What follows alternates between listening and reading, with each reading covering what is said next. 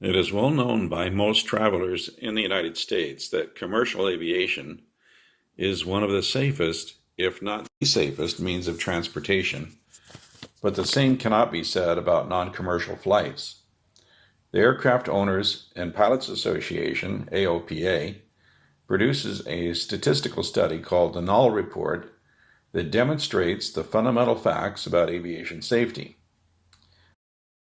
One of the most compelling statistical tables from the 28th Null Report for fixed-wing, non-commercial aircraft shows that approximately 75% of all accidents, fatal or non-fatal, are due to pilot error, and perhaps it's even as high as 90%, in that there are about 10% of accidents for which the cause is not known, which could be due to pilot error. These statistics clearly demonstrate that reducing pilot error is the single most important thing a pilot can do to improve general aviation safety. There are at least 3 factors that contribute to pilot error: training, experience, and currency. There are other factors such as health, mental state, and so forth, but the one that I would like to highlight is currency. Aviators know that keeping current is a crucial part of aviation safety because no matter how much training and experience an aviator has, it doesn't take long to forget those skills and become rusty. The FAA has some basic rules that all aviators know about maintaining currency. One is the requirement for all pilots to undergo a flight review by a flight instructor once every 24 months, as shown here in this extract from Title 14 of the Code of Federal Regulations, Part 61 and Paragraph 56. Another is the requirement for all pilots to make at least 3 takeoffs and landings in the previous 90 days before they carry any passengers. This is also given in Title 14 of the Code of Federal Regulations, Part 61, Paragraph 57. The reason that currency is so important is because the skills required to fly in a fixed-wing aircraft environment are very different from the skills required in a non-flying environment. For example, flying requires that a pilot think in 3 dimensions, but in ordinary life, such as driving a car, only 2-dimensional thinking is exercised. Another example would be the instruments that are needed to fly a plane, such as an altimeter. Although an altimeter has some of the basic features of an old-style clock with hands, it is very different in that it has 10 divisions and not 12 like an ordinary clock. Also, most people today never use an old-style clock at all, so it is possible even to forget how to correctly read an altimeter. Of course, it doesn't take long to regain the skill to read an altimeter, even if it has been forgotten, but the time required could become a real hazard in an airplane. Everything happens much faster in an airplane than it does in a car, and puzzling even a few seconds over the reading on an altimeter could result in serious trouble. In order to keep my altimeter skills current, and since aircraft altimeters are both bulky and expensive, I decided to create an inexpensive practice altimeter that I can take with me when I'm not flying. This device is low cost, has no moving parts, and can be built for under $60 using an Arduino Uno and a few other parts, as shown here in this list of parts. The essential part here, of course, is this Adafruit BMP 280 temperature and pressure sensor, which is manufactured by Bosch. The assembly process with these parts is fairly simple.